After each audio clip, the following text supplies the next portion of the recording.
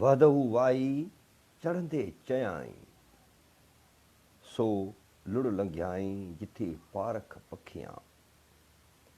बघन C बाण हणी उड़ाणो आकाश, जिथे फिरी संदास सो सर मणे हंजड़ो। अखड़ियों ओड़ाह में उभो तके तार, पिथूं जे पातार हंज तिनी जो हेरियो। वञे न पेही पिथुन लाइ पातार में, कंधीअ में केही हाज तुंहिंजी हंजड़ा। थियो हुज़ूरी हाण सूझा प्यस सर जी, खुंडी लधी खाण पखेड़ी पातार में। अछो पाणी लुड़ थियो कालोरियो कंगन, तंहिं तड़ मथे हंजड़ा ईंदे लॼ मरन। हंजन सिंह कार जे गुण करे निहारिए, हंजन सिंह कार जे गुण करे निहारिए, त बघन सी बिहार बेल न ॿधी कॾहिं। आउॾामी हंजड़ा सर में सारी नई, मतां मारी नई पाड़ेरीअ।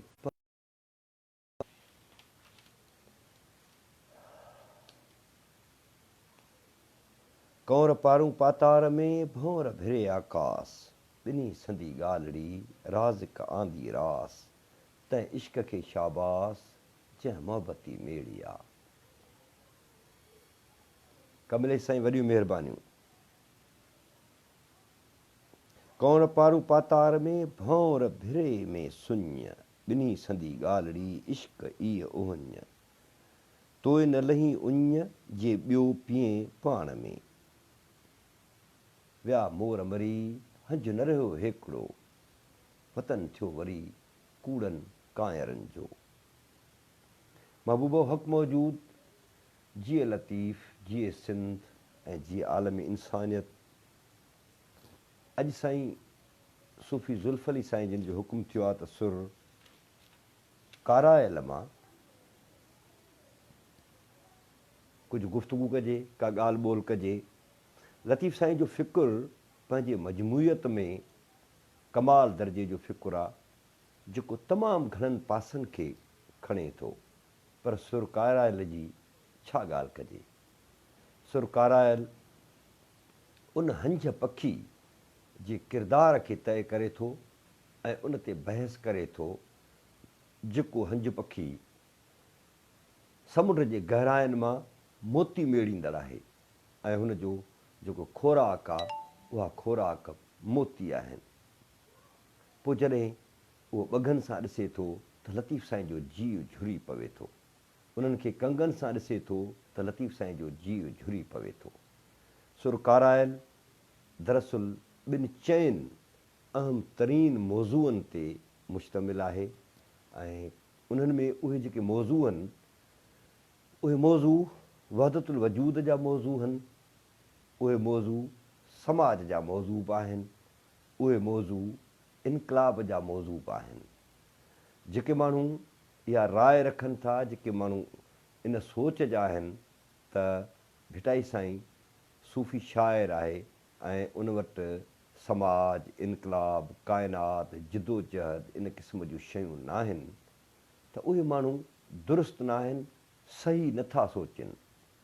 उन्हनि माण्हुनि खे सही नमूने सां सोचणु घुरिजे।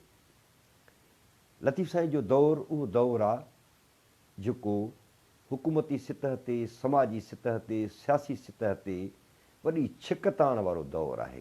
हिकिड़ो संगीन क़िस्म जो दौरु आहे जंहिंमें सिंध हिकिड़े तमामु घणे अज़ाब जो शिकार आहे। लतीफ़ साईं खां अॻु में बि तमामु घणा हमला थिया आहिनि, उन दौर में बि सिंध सां हाञा थींदा रहिया आहिनि। उनजे करे भिटाई साईं घणी तणी जेका शाइरी कई आहे, घणो तणो जेको फ़िकुरु पेश कयो आहे, उहो तमसीलुनि में पेश कयो आहे। यानी उहो तमसीलुनि में पेश करे थो। पर हाणे इहो असांजो कमु आहे त असां उनखे सम्झूं कीअं था। असां लतीफ़ साईं जे फ़िक्र मां उहे जेके मोती आहिनि उहे मेड़ियूं कीअं था। ऐं कमलेश मूंसां गॾु आहे, ॾिसां थो त हिते कीअं थो लाई वठी सघिजे। हिन में थोरो टेक्निकल मसइलो आहे त कंहिंखे जेकॾहिं लाई वठिजे त त कीअं वठिजे इहो, छाकाणि त पेज तां लाही विया उनजे करे इहो टेक्निकल मसइलो मूंसां आहे। इनखे आउं जेसिताईं सम्झां तेसिताईं थोरी ॾुखियाई पेश अचे थी ऐं थोरी तकलीफ़ पेश अचे थी, पर आहिस्ते आहिस्ते आउं उन जूं जेके टेक्निकलिटीज़ आहिनि उन्हनि सभिनी खे आउं सम्झण जी कोशिशि कंदुसि। इंतज़ारु कयां थो त कुझु दोस्त अचनि ऐं प्रोग्राम में शामिलु थियनि त असां पंहिंजी गुफ़्तगू जो आगाज़ करियूं। ऐं मुंहिंजे ख़्याल में त पेज ते रिक्वेस्ट ॾिसंदड़ मोकिलींदो आहे, या थी सघे थो त आउं बि मोकिले सघां थो, पर ॾिसंदड़ मोकिलींदो आहे। सो दोस्त जीअं ई असांजो ऑडियंस ईंदो, शामिलु थींदो, त असां इन मामले खे अॻिते वधाईंदासीं। भिटाई साईं, आउं एसिताईं ॿी गुफ़्तगू कयां थो जेसिताईं असां सुर कारायल ते ॻाल्हायूं, जेसिताईं असां उते पहुचूं तेसिताईं ॿियूं गुज़ारिशूं अर्ज़ु रखां थो त लतीफ़ साईं जो जेको फ़िक्र आहे उन फ़िक्र सां तमामु घणा मसाइला आहिनि, तमामु घणियूं ॻाल्हियूं आहिनि, उहे असां मसाइला पैदा कया आहिनि। भिटाई साईं जो फ़िक्र में को मसइलो कोन्हे को, पर उनजे लाइ मसाइला असां पैदा कया आहिनि।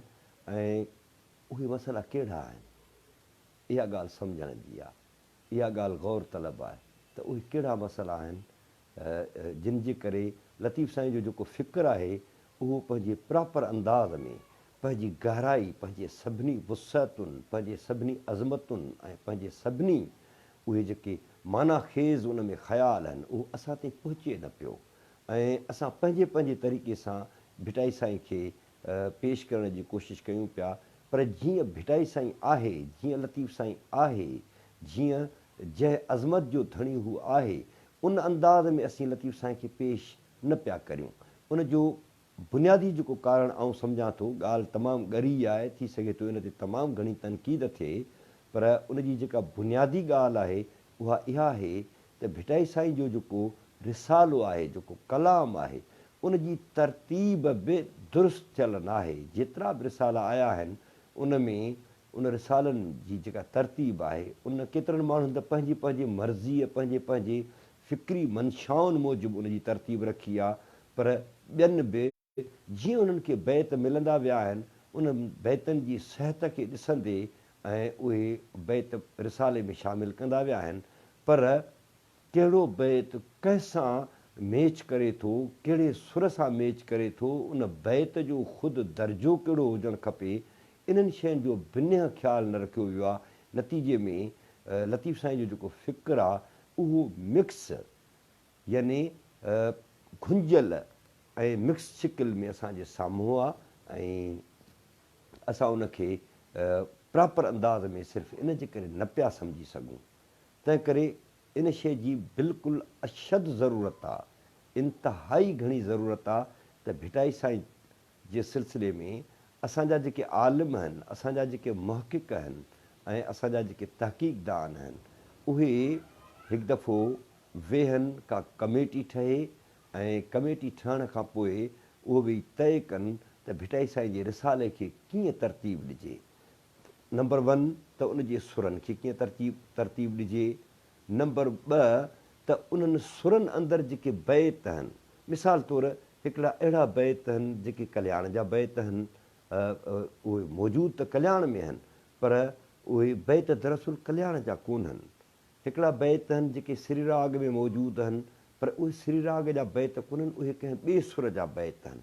अहिड़े नमूने सां सुरनि जी तरतीब लतीफ़ साईं पंहिंजे जवानी वारे, जोबन वारे दौर में कहिड़ो सुर चयो हूंदो, पहिरियां त असांखे इहो ॾिसणु घुरिजे। नंबर 2 त लतीफ़ साईं अॻिते हली जॾहिं जवानी खां अॻिते टिपनि था त उन खां पोइ भिटाई साईं जी एजेंडा छा आहे। दरअसल असां इहो सम्झण खां कासिर आहियूं, असां इहो तइ करण खां कासिर आहियूं ऐं असां इहो अॼु ताईं तइ न करे सघिया आहियूं त भिटाई साईं जी जेका एजेंडा हुई उहा एजेंडा हुई छा। भिटाई साईं आख़िर छा पिए करणु चाहियो। छा भिटाई बसि सिर्फ़ु महज़ हिकिड़ो शाइर हुयो ऐं हुनखे जेको ख़्यालु पियो आयो उहो हुन पेश पिए कयो, या हुन कंहिं रिथाबंदीअ सां, कंहिं प्लानिंग सां ऐं कंहिं हिकिड़े मक़सद सां पंहिंजो फ़िक्र पे पेश कयो। इहे सभई शयूं इहे उहे नुक़्ता आहिनि जिन ते असांखे गौर करणु खपे। मिसाल तौरु असां हीअं बि सोचे सघूं था त भिटाई साईं जी एजेंडा कहिड़ी हुई, ऐं कहिड़ी उमिरि में लतीफ़ साईं कहिड़ो कलाम पेश कयो। जॾहिं हू 15 सालनि जो 14 सालनि जो या 15 सालनि जो आहे 20 सालनि जो आहे त फितरी तौर ते भिटाई साईं खे कहिड़ो कलाम पेश करणु खपे, इहो हिकिड़ो तमामु वॾो सुवालु आहे। जॾहिं हू 30-35 सालनि जा थियनि था तॾहिं लतीफ़ साईं जिन कहिड़ो कलाम पेश कयो हूंदो। जॾहिं हू 40 खां क्रॉस कनि था तॾहिं लतीफ़ साईं कहिड़ो कलाम पेश कयो हूंदो। ऐं जॾहिं हू 50 खां टिपनि था त हुननि कहिड़ो कलाम पेश कयो हूंदो। अॼु ताईं इन नुक़्ते ते असां गौर न कयो आहे। नतीजे में थियो कुझु ईअं आहे त जेके सुर पहिरियां हुजणु खपनि ऐं जेके अॻु में हुजणु खपनि उहे पोइ हनि, ऐं जेके पोइ हुजणु खपनि उहे अॻु में हनि। नतीजे में असां वटि मुंझियल हालत में फ़िक्र लतीफ़ असां वटि पहुतल आहे। इन ते असांजा ॾाहा, असांजा दानिश्वर, असांजा मुहक़िक़ उन्हनि खे सोचण बि घुरिजे ऐं इन ते उन्हनि खे कमु बि करणु घुरिजे। ऐं जेकॾहिं इन ते कमु थिए ऐं भिटाई खे क्लासिफाइड यानी दर्जाबंदी जे, आउं इहा ॻाल्हि अक्सर कंदो रहंदो आहियां त भिटाई खे दर्जाबंदी जे लिहाज़ खां असीं तइ कयूं त भिटाई मुकमिल तौर ते हिकु अहिड़े मैनिफेस्टो जी शिकिल में असांजे साम्हूं ईंदो जो उहो मैनिफेस्टो न रुॻो हिन सिंध धरती पर पूरे आलमी इंसानियत जे लाइ हिकिड़े आइन यानी हिकिड़े कॉन्स्टिट्यूशन तौरु साम्हूं ईंदो ऐं हिकिड़ी हसीन दुनिया असांखे लतीफ़ साईं जे फ़िक्र में, लतीफ़ साईं जे रिसाले में असांखे हिकिड़ी हसीन दुनिया मिलंदी। ऐं उन हसीन दुनिया में फ़र्द जे किरदार खां वठी ग्रुप जे किरदार ताईं, ग्रुप ऐं गिरोहनि जे किरदार खां वठी समाज जे किरदार ताईं, समाज जे किरदार खां वठी क़ौमुनि जे किरदार ताईं, क़ौमुनि जे किरदार खां वठी आलमियत जे किरदार ताईं सभई शयूं असांखे चिटियूं पिटियूं थी उहे सभु साम्हूं अची वेंदियूं। छाकाणि त हिकिड़ो फ़र्द कंहिं बि घर जो, कंहिं बि ख़ानदान जो हिकिड़ो नंढिड़ो यूनिट आहे। ऐं जॾहिं उन ख़ानदान जा सभई फ़र्द गॾिजनि था त उहो हिकिड़ो घरु बणिजे थो ऐं घरु वरी हिकिड़े ॻोठ जो यूनिट आहे। अहिड़ी तरह उहे सभई ॻोठ गॾिजी करे, शहर गॾिजी करे हिकु समाज खे तरतीब ॾियनि था। ऐं जॾहिं समाज जुड़ी अचे थो तॾहिं हिकिड़ी क़ौम तश्कील थी वठे, यानी हिकिड़ी क़ौम साम्हूं थी अचे। ऐं पोइ सभई क़ौमूं जॾहिं जुड़ी अचनि थियूं, दुनिया जूं सभई क़ौमूं जॾहिं जुड़ी अचनि थियूं त पोइ हिकिड़ो अज़ीम आलम यानी हिकिड़ी आलमी दुनिया जनमु वठे थी। इहे सभई शयूं असां वटि असांजे रहबर असांजे मुफ़क्र वटि मौजूदु आहिनि। पर बदकिस्मती असां सां कहिड़ी आहे त भिटाई साईं ते उन अंदाज़ में सभिनी पंहिंजे पंहिंजे इश्क जो इज़हार कयो आहे। हज़ारे किताब लिखिया विया आहिनि लतीफ़ साईं ते, हज़ारनि जे तइदाद में लतीफ़ साईं ते लिखियो वियो आहे, पर उन्हनि पंहिंजे इश्क जो इज़हार कयो आहे। ख़ैर किन पंहिंजे इश्क जो इज़हार न कयो आहे, उन ते आउं कोन थो, असांजो मक़सदु कंहिं ते तनक़ीद करणु या कंहिं ते अजायो गैर ज़रूरी तौर ते वेही गुफ़्तगू करणु मक़सदु न आहे। पर केतिरनि माण्हुनि पंहिंजे इश्क जो इज़हार कयो आहे ऐं उन्हनि जो जेको पंहिंजो इश्क आहे उन पंहिंजे इश्क खे लतीफ़ साईं में ॻोल्हियो आहे। छाकाणि त लतीफ़ साईं त एॾो वॾो समुंड आहे, एॾी वॾी गहराई आहे लतीफ़ साईं में, जो हर माण्हू उन मां पंहिंजे पंहिंजे पसंदि जूं शयूं उहो हासिलु कंदो थो रहे। पर जीअं त असीं कसरतुनि में, असांजो समाज, असांजी दुनिया उहा कसरतुनि में मौजूदु आहे। उन जे करे थिए छा थो त जेकॾहिं आउं कंहिं मख़सूस मज़हब सां तालुक़ु रखां थो, मख़सूस नज़रिए सां तालुक़ु रखां थो, मख़सूस कंहिं सियासी आइडियालॉजी सां तालुक़ु रखां थो त आउं तलाश करियां थो भिटाई खे उन पंहिंजी जेका आइडियालॉजी आहे उन आइडियालॉजी तहत भिटाई मां उहे सभई शयूं आउं तलाश करियां थो। ऐं इहो ख़्यालु नथो रखां त ख़ुदि भिटाई छा आहे, लतीफ़ साईं कहिड़े समाज खे अॾण जी कोशिशि करे थो, लतीफ़ साईं कहिड़े इंसान खे अॾण जी कोशिशि करे थो, लतीफ़ साईं कहिड़ी क़ौम खे अॾण जी कोशिशि करे थो, ऐं लतीफ़ साईं कहिड़े आलम खे अॾण जी कोशिशि करे थो, ऐं लतीफ़ साईं जो वहदतुल वजूद छा आहे। इन्हनि सभिनी शयुनि खां असां भुलिजी वञूं था। नतीजे में असीं जॾहिं लतीफ़ साईं ते थियल कमु पढ़ूं था त किथे असांखे लतीफ़ साईं तमामु वॾो मज़हबी स्कॉलर थो लॻे। अल्ताफ़ निज़ामानी जो सवाल साईं अर्ज़ु आहे त शाह साहिबु अहिड़ी कहिड़ी निराड़ी ॻाल्हि कई आहे जो हिकु अकुल वारो इंसानु नथो करे सघे या सोचे सघे। त सवाल तव्हांजो ॾाढो अहम आहे त अव्हां खे आउं इन सवाल अव्हां ॾांहुं सवाल मोटायां थो त लतीफ़ साईं अहिड़ी कहिड़ी निराली ॻाल्हि न कई आहे जेको ॿियनि अकुल वारनि न कई आहे। ऐं इन जो जवाबु ईअं बि ॾेई सघां थो, पर ऐं अञा ॿियो बि इन जो जवाबु ॾेई सघां थो। मिसाल तौरु भिटाई जॾहिं पंहिंजो फ़िक्रु पेश करे थो त उहो फ़िक्रु सियासी हवाले सां ईअं नथो पेश करे त माण्हू छा चवंदा, मूंखे माण्हू गॾु करिणा आहिनि, लोक लहे लहवारो असीं वहूं ओभारा। लतीफ़ साईं अक्सरत खे अकुलमंद नथो सम्झे अल्ताफ़ निज़ामानी साहब।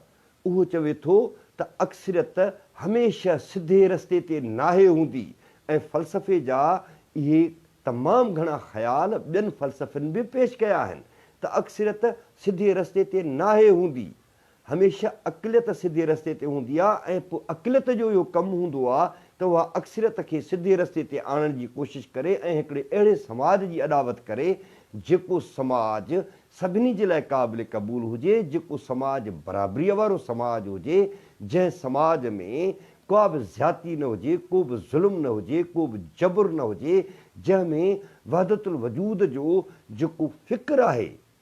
वहदतुल वजूद खे त माण्हू मज़हबनि में खणी था वञनि, को केॾांहुं खणी थो वञे, पर वहदतुल वजूद बुनियादी तौर ते हिकिड़ो अहिड़ो फ़लसफ़ो आहे जेको फ़लसफ़ो असांजे न रुॻो समाज खे पर पूरी आलमी इंसानियत खे ॻंढे रखे थो, न रुॻो ॻंढे रखे थो पर उन जे लाइ शानदार ज़ाब्ता अॾे थो, उन जे लाइ शानदार ज़ाब्तनि जी तरतीब ॾिए थो। ऐं उन्हनि ज़ाब्तनि तहत जॾहिं उहो समाज हले थो त उहो हसीन समाज बणिजी पवे थो ऐं उहो हसीन आलम बणिजी पवे थो। अॼु असां जंहिं आलम में रही रहिया आहियूं, भला अव्हां ई ॿुधायो मूंखे महिरबानी करे त उन आलम में हिकिड़ो सघो मुल्क आहे, ॿियो जॾो मुल्क आहे, उहो चाहे थो उन ते लश्करकशी करे थो। ऐं तारीख़ में जेके बि लश्करकशियूं थियूं, जॾहिं तहज़ीबुनि जनमु वरितो, शहरी रियासतुनि जनमु वरितो त फ़ौजी इदारा ठहिया त सॼी दुनिया अंदरि लश्करकशियुनि जो हिकिड़ो वॾो जान जुड़ियो। उन जे नतीजे में न रुॻो क़ौमुनि जूं सुञाणपूं ख़तमु थियूं, पर उन जे मज़हबनि खे बि ख़तमु कयो वियो। ऐं उन्हनि लश्करकशियूं कंदड़ बादशाहनि पंहिंजो पाण खे ख़ुदा बि सॾायो। भिटाई इन समूरी सूरत हाल जे ख़िलाफ़ु आहे। भिटाई इहा नई ॻाल्हि कई आहे। अव्हां ई ॿुधायो त अहिड़ी नई ॻाल्हि ॿिए कंहिं कई आहे? ऐं अव्हां खां इहो सुवाल थो कयां त अहिड़ी ॻाल्हि ॿी नई, हलो हलो काक तड़िए जिथे नींहं उछल, न का छल न पल सबका पसे प्रिय खे। अल्ताफ़ साईं, अव्हां मूंखे सम्झायो त अहिड़े हसीन समाज जी अॾावत कहिड़े फ़लसफ़ी वटि आहे? जॉन पॉल सार्तर वटि आहे, काम्यो वटि आहे, या कंहिं ॿिए फ़लसफ़ी? खोड़ सारा असां यूरोप खां इलाही सारो मुतासिर आहियूं, तमामु घणो मुतासिर आहियूं। जेको बि अंग्रेज़ी थोरी ॼाणे थो ऐं उहो इहो थो सम्झे त सभु कुझु असांखे यूरोप ॾिनो आहे। ॻाल्हि आहे बुनियादी प्रोजेक्शन जी। असां जे लतीफ़ साईं जी ख़ुशकिस्मती त इहा आहे त हू सिंधी मुफ़क्किर आहे, सिंध में हुन पंहिंजो फ़िक्रु पेश कयो आहे। पर हुन जी वरी हिकिड़ी ॿी बदकिस्मती इहा आहे त सिंधी आलमी ॿोली कान्हे, राब्ते जी ॿोली कान्हे का। उन जे करे भिटाई ते जेको बि कमु थियो आहे उहो सिंधी में थियो आहे। ऐं जेकॾहिं भिटाई ते अंग्रेज़ी में कमु कयो वञे त भिटाई दुनिया जे चंद भिन्न तमामु थोरनि आलमी सतह जे मुफ़क्किरनि जी सिफ़ में बीठल आहे, जेको डाइवर्सिटी खां वठी यूनिटी जे कानूननि ते ॻाल्हाए थो लतीफ़ साईं। ऐं इहो कोन पियो चवां त लतीफ़ साईं नेचुरल साइंटिस्ट आहे, जंहिं वटि तजुर्बेगाह आहिनि, लेबॉरेटरीज़ आहिनि, जंहिं वटि इहे सभु शयूं आहिनि। न, इहो न, पर समाजी साइंसदान कमाल दर्जे जो आहे। ऐं समाजी साइंस मंझां ई नेचुरल साइंस थी निकिरे। समाजी साइंस जा ज़ाब्ता तव्हां जॾहिं पढ़ंदव, अव्हां पढ़िया हूंदा यकीननि, आलिम था अव्हां ॾिसिजो, जॾहिं तव्हां उन जे ज़ाब्तनि खे पढ़ंदव त नेचुरल साइंस बि उतां खां ई निकिरे थी। समाज में इंसानु रहे थो, इंसानी फितरत ते सोचे थो, फितरी लकाउनि ते सोचे थो, फितरत जूं जेके बि शयूं आहिनि उन्हनि सभिनी ते सोचे थो इंसानु त हीउ चंडु छो आहे, ऐं छो आहियां, ऐं आख़िर किथां आयो आहियां, कंहिं ख़लकियो आहे हिन काइनात खे। इन्हनि सभिनी सुवालनि ते सोचे केरु थो? इंसान। ऐं इंसान समाजी साइंस जो हिसो आहे, समाजी साइंस जे ज़ाब्तनि तहत हले थो। उनजे करे भिटाई तमामु वॾो सोशल साइंटिस्ट आहे। जॾहिं हुनखे असां सोशल साइंटिस्ट वारो दर्जो जॾहिं असां हुनजो क़बूलु कयो त बाक़ी ॿियूं शयूं अॻिते हलंदियूं। उनजे करे आउं सम्झां थो त तमामु घटि दावा थो करियां। अल्ताफ़ साईं, तव्हांजे ॿिए सुवाल जो इंतज़ारु पाऊं करियां थो। दावा थो करियां त तमामु घटि न हुअण जे बराबरि मुफ़क्किरनि अहिड़ियूं ॻाल्हियूं कयूं आहिनि जेके लतीफ़ साईं कयूं आहिनि। बाक़ी लतीफ़ साईं तमामु उत्तम क़िस्म जूं ॻाल्हियूं कयूं आहिनि। मिसाल तौरु जुज़ विञायो जोॻीअ कुलसी आहिनि कमु, आसण जिन अदम आउन जीअंदी उन रे। हाणे इहो कहिड़ो ख़्यालु आहे? कहिड़े कहिड़े फ़लसफ़ी जेको आहे सो अदम खे आसण बनायो आहे? या ही बे था पढ़ूं, सुका मुंहं संदन पेरे पुराणा खेतड़ा, सा जू डोरे आया सूहा जित मुझनि, ॻुझा ॻुझूं कनि तिहां पराए पंध जूं। असां त टाए वारे खे, कोट वारे खे, फुल सूट वारे खे फ़लसफ़ी बि सम्झंदा आहियूं ऐं तमामु जेको आहे सो उनखे वॾो आलिम बि सम्झंदा आहियूं। जेको अंग्रेज़ी जा 4 लफ़्ज़ ॻाल्हाए असीं उनखे आलिम सम्झंदा आहियूं। पर भिटाई कंहिंखे पियो सम्झे वॾो माण्हू? कंहिंखे थो वॾो माण्हू सम्झे? जंहिंजा मुंहं सुकल आहिनि, पेरनि में खेतड़ा पियल अथनि ऐं उहे उते वञनि था जिथे चङा भला साञावंद माण्हू नथा पहुची सघनि। छो त हू अहिड़ियूं ॻाल्हियूं कनि था जेके तमामु घणियूं परे जूं ॻाल्हियूं आहिनि। ॻुझा ॻुझूं कनि तिहां पराए पंध जूं। तंहिं करे भिटाई साईं ॾाहप जी दुनिया में उहे ॻाल्हियूं कयूं आहिनि जो दुनिया जे तमामु मुख़्तसिर तरीन माण्हू इन क़िस्म जी जेका असां गुफ़्तगू कई आहे। निज़ामाणी साहिब जो सुवालु मूंखे ॿिए पासे वठी वियो, माफ़ु कजो। जेके बि दोस्त ॿुधनि पिया, मूंखे उमेदु आहे त निज़ामाणी साहिब जो को ॿियो सुवालु ईंदो, ख़ुदि फ़िक्र लतीफ़ मां को सुवालु ईंदो, कहिड़ो बि सुवालु हुजे, बिल्कुलु निज़ामाणी साहिब मां सभिनी दोस्तनि खे आउं इहा का दावा न पियो करियां त आउं मुफ़क्किर आहियां, ऐं को लतीफ़ साईं खे मुकमिल तौर ते सम्झी चुको आहियां। ऐं हिकिड़ो नाक़िस, हिकिड़ो तमामु नंढिड़ो माण्हू जेको भिटाई साईं सां इश्क़ करे थो ऐं जेको उनखे सम्झण जी कोशिशि करे रहियो आहे, जेको मूं सम्झो आहे, ऐं उहा पंहिंजो जेको आहे सो अर्ज़ु रखां थो। पाण असुलु मौज़ू ते अचूं था जेको मूंखे हुकुम थियल आहे साईं सूफ़ी ज़ुल्फ़ली जो त सुर कारायल ते, यानी हंझनि ते ॻाल्हाइजे। हाणे ॾिसो कमाल, ॾिसो मूंखे अहिड़ो शाइर ॿुधायो जंहिं हंझ खे अलामत बनाए समाज खे एजेंडा बनायो हुजे। हंझनि खे गौर सां ॿुधणु खपे। ऐं वरी रिपीट थो करियां, हंझनि खे हिकु हंझ पखी जेको ॾाढो प्यारो पखी थो थिए, ॾाढो हसीन पखी थो थिए। बिस्मिल्लाह साईं ग़ुलाम फ़हद मेमन लख लाइक़ु प्यारो पखी थो थिए, उनखे अलामत बनाए केॾियूं हसीन ॻाल्हियूं थो करे, ग़ैर मामूली ॻाल्हियूं थो करे, ऐं सिर्फ़ु 2 या 3 बैत सुर कारायल मां उन्हनि खे बुनियादु बनाए उन ते गुफ़्तगू कंदुसि त उनखां पोइ असांखे ॻाल्हि सम्झ में अची वेंदी। अछो पाणी लुड़ थियो कालोरियो कंगन, अछो पाणी लुड़ थियो कालोरियो कंगन, तंहिं तड़ मथे हंझड़ा ईंदे लॼ मरनि। साफ़ समाज, अॼु जे समाज खे वठूं, असांजो समाज ईअं न हुयो जेका अॼु असांजे समाज जी कैफ़ियत आहे। उहो ठीकु आहे, पंहिंजे इर्तिक़ा में mode of productions, market economy, सियासी नज़रियनि जी भरमार, सभु कुझु उहे हर समाज ते इम्पैक्ट कंदा आहिनि, इन में को शक कोन्हे को। पर समाज तब्दील थींदा आहिनि, पंहिंजे एवोल्यूशन में समाज तब्दील थींदा आहिनि, पर तनज़ुली ॾांहुं कोन वेंदा आहिनि। इहा शइ असांखे ज़हन में रखणु खपे। असांजो समाज जॾहिं तनज़ुली ॾांहुं वञे थो त उहो अछो पाणी लुड़ थो थिए, उहो अछो पाणी साफ़ सुथरो हसीन पाणी उहो गंद बणिजी थो वञे, जंहिं ते केर आहिनि ॿघ ऐं कंग, जिन खे असां आम तौर ते हूअं त को बि पखी ख़राबु न थींदो आहे, आदतूं ख़राबु थींदियूं आहिनि पखियुनि जूं बि, इंसाननि जूं जीअं आदतूं ख़राबु थींदियूं आहिनि तीअं पखियुनि जूं बि आदतूं ख़राबु थींदियूं आहिनि। पर कंग या जेके ॿघ आहिनि उहे ॿघ छा खाईंदा आहिनि? पाणीअ मां ॾेॾर ऐं जीत जड़िया इहे खाईंदा आहिनि। कंग गंद खाईंदे बि देरि कोन कंदा आहिनि, खाईंदा आहिनि बल्कि। हाणे उहे उन्हनि जी आदतुनि खे जेको बुनियादु थो बनाए लतीफ़ साईं, उहो ग़ैर मामूली बुनियादु आहे। हिकिड़ो हसीन समाज आहे, हिकिड़ो सुहिणो समाज आहे, हिकिड़ो अमन वारो समाज आहे, ऐं अमुन अहिड़े अमुन वारो समाज आहे जेको तरक़ीअ ॾांहुं गामज़न आहे, पर उन ते हुकुमरान कहिड़ो अचे वेठो आहे, जंहिं अचे उन अच्छे साफ़ सुथरे पाणीअ खे जेको गंदो बनायो आहे, उहो अचे ॿग वेठो आहे, कंग वेठो आहे, जेको गंद खाइण जो शौक़ीन आहे, जेको गंद खाई पेट भरे थो, ऐं जेको जीत जड़ा ऐं उन पाणीअ में पेर विझी, ॿग पेर विझी उन पाणीअ खे लुड़ाटियल बनाए थो छॾे, उन खे गंदो बनाए थो छॾे। अहिड़ी ॻाल्हि जेकॾहिं कंहिं मुफ़क्किर कई आहे, ॿिए अंदाज़ में त कई हूंदी, पर जंहिं अंदाज़ में भिटाई साईं कई आहे, कंहिं मुफ़क्किर कई आहे त रेफरेंस ॾियो, हवालो ॾियो। असांजो कंपेरिज़न बिल्कुलु कोन्हे को, कंहिं बि मुफ़क्किर सां कंपेरिज़न कोन्हे को।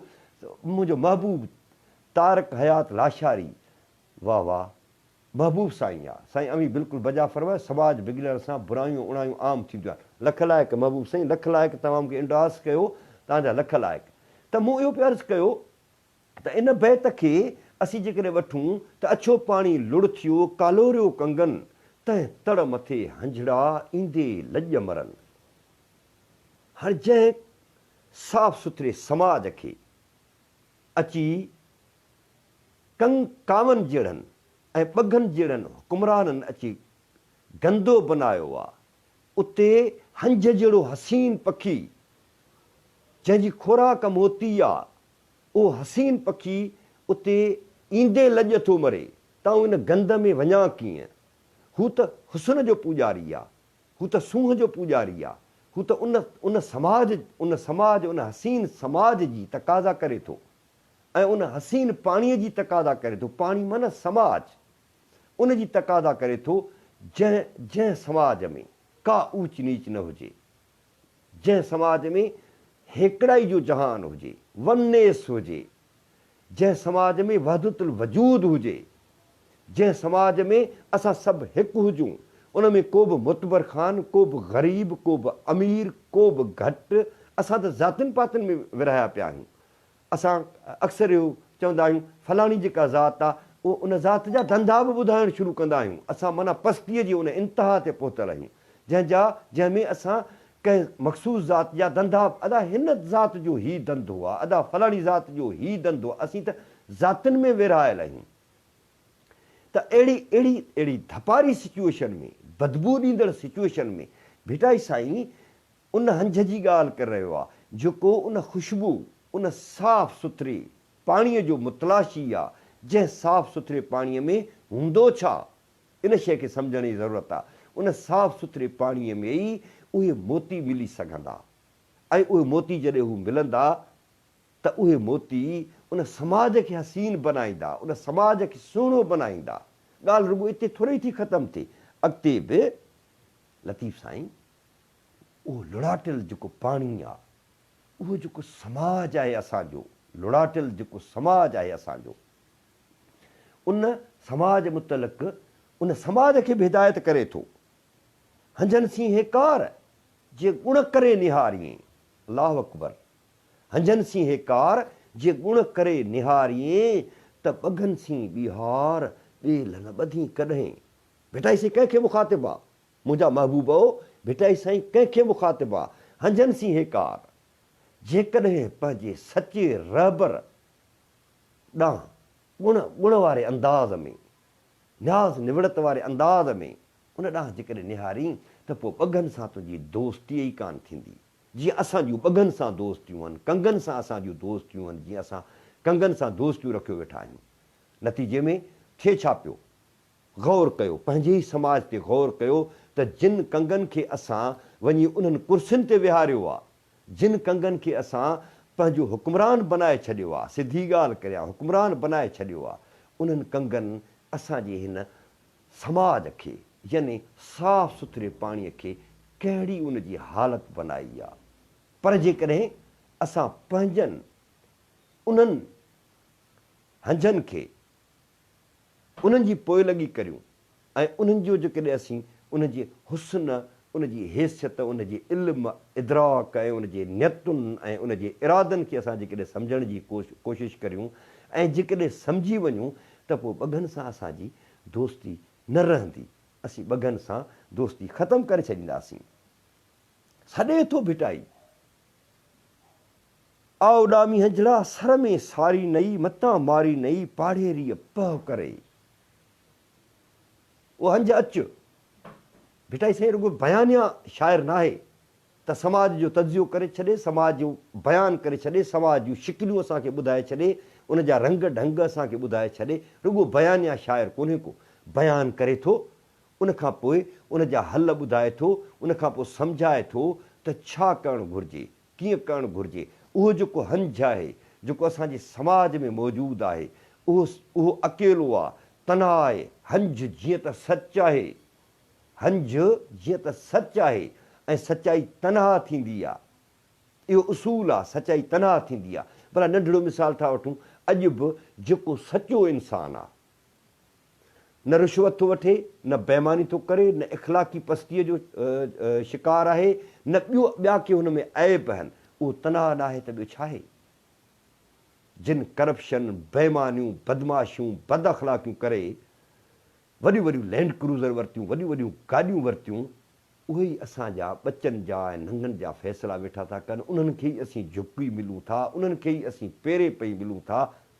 इहो आहे न असांजो समाज, इहो आहे न असांजो अछो पाणी जेको लुण थी वियो आहे, जंहिंखे कंगन अचे गंदो बनायो आहे। बेटा उनजी हिदायत पियो करे, सॼी समाजी कैफ़ियत बयानु पियो करे हिन सुर में। सॼे जो सॼो समाज आहे हिननि बैतनि में जेको लतीफ़ साईं पेश पियो करे। उते आ उॾामी हंजड़ा चए थो, ए हंज, सचाई अकेली थींदी आहे न, ए हंज अच सर में सारी नई। हीउ जेको सर आहे, सर माना ही समाज, उते तोखे सभु यादि था कनि। हाणे इंतिहा थी चुकी। छाजी इंतिहा थी चुकी? असांजे समाज में जेका बदबू हुई, उन बदबू पहिरियां त थोरी हुई, आस्ते आस्ते वधंदी वई। उन बदबू जॾहिं असांजा नक साड़णु शुरू कया त असांजे समाज दाहूं करणु शुरू कयूं त हीउ कहिड़े समाज में असीं रही रहिया आहियूं, हीउ कहिड़े समाज में असीं साहु खणी रहिया आहियूं। ऐं पोइ सारियूं कंहिंखे, उन हंज खे, उन पंहिंजे अॻुवाण खे, उन पंहिंजे रहबर खे सारियूं, जेको अची इन सॼी बदबू जो ख़ात्मो करे हिकु अहिड़े ख़ुशबू खे जनमु ॾींदो, जेका ख़ुशबू सभिनी खे मुअतरु करे छॾींदी, सॼे समाज खे हसीन बनाए छॾींदी। बेटा उनखे सॾे बीठो। रुगो हिते ॻाल्हि किथां थी ख़तमु थिए? सफ़ा सिधी ॻाल्हि थो करे, सफ़ा सिधी ॻाल्हि लतीफ़ साईं थो करे। विया मोर मरी हंज न रहियो हिकिड़ो। हिकिड़ी सिट विच में विझंदा आहिनि, पर उहा तस्दीक शुदा कोन्हे। ऐं पढ़ी छॾियां थो, पर उनखे तस्दीक शुदा सिट न सम्झो वञे। विया मोर मरी हंज न रहियो हिकिड़ो, उन्हनि आखेरनि ते वेठा चिब चढ़ी, वतन थियो वरी कूड़नि कायरनि जो। भला ईअं कोन्हे छा? मोर वीचारा विया हलिया। लतीफ़ साईं खे अरमान थिए थो, लतीफ़ साईं खे पीड़ा थिए थी, दर्द थिए थो, तकलीफ़ थिए थी त मोर मरी विया, हंज बि हिकिड़ो न रहियो। तव्हांखे ख़बर आहे त मोर नांग सां छा कंदो आहे? नांग खे ठुंगा हणी उनखे घुमाए घुमाए उनखे मारे छॾींदो आहे। हाणे जॾहिं मोर मरी विया त नांग बचा, जिन नांगनि असांखे ॾंगियो ऐं असां ॾंगबार रहूं था, अॼु बि उहे नांग मौजूदु आहिनि जेके असांजे समाजी वजूद, समाजी शऊर, असांजे समाजी जिस्म खे ॾंगींदा रहनि था, मुख़्तलिफ़ शिकिलुनि सां ॾंगींदा रहनि था। ऐं मूंखे सियासी बहस करणो कोन्हे को, पर बेटा साईं असांखे इहा हिदायत फरमाए थो, उहे ॾंगींदा रहनि था। ऐं असांजे समाज जी हालति इहा आहे जो जंहिं वक़्तु आउं तव्हां सां मुख़ातिबु आहियां त ॿाहिरि शदीद क़िस्म जी सीउ आहे, थधि आहे ऐं सख़्तु सियारो आहे। को बि दोस्त पंहिंजी गाॾी ते चढ़ी निकिरी पवे, वञी शहरनि में ॾिसे ऐं वञी रोडनि सां सफ़र करे त रोडनि सां उहे नंढड़ा नंढड़ा जेके पखा ठहियल आहिनि, उन्हनि में माण्हू अहिड़े क़िस्म जी सख़्तु सर्दीअ में वक़्तु कीअं गुज़ारे रहिया आहिनि। यानी घरु न मिली सघियो आहे असांजे माण्हुनि खे। असां उहे कंग धारिया आहिनि, असां उहे ॿग धारिया आहिनि, असां उहे ॿग पखी धारिया आहिनि जेके असांखे अझो नथा ॾेई सघनि। ऐं असांजो माण्हू नंढड़नि पखड़नि में रही करे पंहिंजनि मासूम ॿारनि सां हिन सख़्तु सर्दीअ सां जहिड़े रहियो आहे। ऐं भला वाक़ई इहे जेके कंग ऐं ॿग आहिनि, उहे चिॿनि जहिड़ा न आहिनि छा? वेठा चिब चढ़ी, जेको मूं अर्ज़ु कयो थी ऐं इहो तस्दीक शुदा सिट न आहे। उन्हनि आखेरनि ते वेठा चिब चढ़ी, यानी असांजा जेके आखेरा हुआ, असांजे जेके समाज हुयो, उन ते चिब अचे चढ़ी वेठा। वतन थियो वरी कूड़नि कांयरनि जो। अलमनाक किस्सो आहे। दुनिया जे शाइरनि तमामु हसीन ॻाल्हियूं कयूं आहिनि, ॾाढियूं ज़बरदस्त ॻाल्हियूं कयूं आहिनि, पर इन अंदाज़ में सिर्फ़ु लतीफ़ ई इहा ॻाल्हि कई आहे, ॿियो को अहिड़ी ॻाल्हि करे ई नथो सघे। उन्हनि आखेरनि ते वेठा चिब चढ़ी, वतन थियो वरी, वतन जो ज़िक्र थो करे। कारायल में इन बैत में लतीफ़ साईं वतन जो हवालो थो ॾे। वतन थियो वरी कूड़नि कांयरनि जो। छा असांजो वतन कूड़नि कांयरनि जे हवाले कोन्हे? पौणा 4 सदियूं गुज़री चुकियूं आहिनि ऐं भिटाई साईं जे मुफ़क्किर हुजण जो इन खां वधीक ॿियो कहिड़ो दलील आहे? इन खां वधीक ॿियो कहिड़ो दलील ॾिजे त भिटाई साईं ईंदड़ हज़ारे सालनि जो मुफ़क्किर आहे, ईंदड़ हज़ारे सालनि जो मुफ़क्किर आहे। उनखे अॼु ताईं केरु रिप्लेस न करे सघियो आहे, अॼु ताईं उनजी केरु जाइ न वठी सघियो आहे। वतन थियो वरी कूड़नि कांयरनि जो। ग़ैर मामूली ॻाल्हि आहे। ऐं अॼु असां जंहिं वतन में रही रहिया आहियूं, उहो वतन भला कूड़नि कांयरनि जो नाहे छा? छा भला उन में इंसानी आज़ादियूं आहिनि? छा भला उन में मुआशी आज़ादियूं आहिनि? छा भला उन में बराबरी आहे? छा भला उन में तालीम, सिहत, रोज़गार, घर, सिक्योरिटी, जस्टिस, जेके बि शयूं अव्हां सभु ज़िंदगी जा पासा खणी अचो, उन्हनि पासनि खे जेकॾहिं अव्हां पंहिंजो खणी ईंदव, तव्हांखे ख़बर पवंदी त वेठा चिब चढ़ी, वतन थियो वरी कूड़नि कांयरनि जो। साईं अल्ताफ़ निज़ाम साईं वाक़ई जोश में आहिनि। साईं इहा ॻाल्हि तव्हांजी क्लियर कान्हे का, मुंझियल आहे, क्लियर लिखो केरु जोश में आहिनि। उनजो वाज़े कंदव त रहबरी थी पवंदी। सो भिटाई साईं ईंदड़ वक़्त जे हज़ारे सालनि जी जेके प्रेडिक्शन्स कयूं आहिनि, मुफ़क्किरनि जो कमु ई इहो आहे त ईंदड़ हज़ारे सालनि में छा थियणो आहे, ईंदड़ हज़ारे सालनि में कहिड़े क़िस्म जा वाक़िया पेश अचणा आहिनि, इहो मुफ़क्किरनि जो कमु आहे। ऐं भिटाई साईं एॾो वॾो मुफ़क्किर हुयो। ऐं सच त हीअ आहे, जेकॾहिं भिटाई साईं खे असां सिंध खां माइनस था करे छॾियूं त सिंध आहे किथे? भिटाई साईं ई सिंध जे फ़िक्र जो बुनियादी न रुॻो महवर आहे, पर उनजो धणी आहे। ऐं अॼु ताईं असां उनखे न सम्झी करे जंहिं पस्ती वारे सदियुनि मां गुज़रिया आहियूं, उहो असां सोचे बि नथा सघूं। कलोड़नि खां वठी अव्हां शुरूआति करियो, टालपुर हुकुमरानी में अव्हां अचो, उनखां पोइ अंग्रेज़ दौर में अचो, उनखां पोइ अॼोकी हुकुमरानी में अव्हां अचो, अव्हां सां थियो छा आहे? अव्हांजी जेका तहज़ीब आहे, अव्हांजी जेका हेॾी सारी सिविलाइज़ेशन आहे, अव्हांजी जेका ॿोली आहे, अव्हांजा जेके इदारा आहिनि, अव्हांजा साईं ऐं जज़्बाती न हूंदो आहे। मुंहिंजो ॻाल्हाइण जो अंदाज़ इहो आहे अल्ताफ़ निज़ामानी साईं, मुंहिंजो अंदाज़ इहो आहे ऐं जज़्बाती न हूंदो आहे, ॻाल्हाइण जो स्टाइल ई अहिड़ो आहे त असांजो सभु कुझु उहो लतीफ़ साईं खां पोइ अॻु बि ईअं हुयो, पर भिटाई उन्हनि सभिनी शयुनि खे ज़ाहिर कयो, उनखे एक्सप्लोर कयो, उनखे ज़ाहिर कयो त सभु कुझु हीअं पियो थिए, अव्हां सां हीअं थियणो आहे। हिकिड़े बैत में त चयईं त अॻियां थो अंग्रेज़ अचे ऐं पोयां पोर्चुगाल।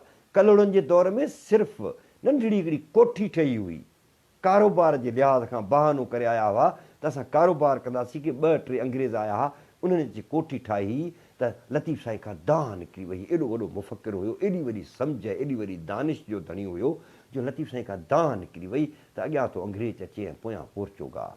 उनखे ख़बर हुई त इहो जेको अंग्रेज़ आहे, इहो जेको कारोबार जे लाइ जेको पहुतो आहे, इहो दरअसल हिन धरतीअ ते कब्ज़े करण जे लाइ पहुतो आहे। अव्हां ॾिठो त अंग्रेज़ कब्ज़ो कयो ऐं 100 सालनि ताईं अंग्रेज़ असां ते हुकुमरान रहियो।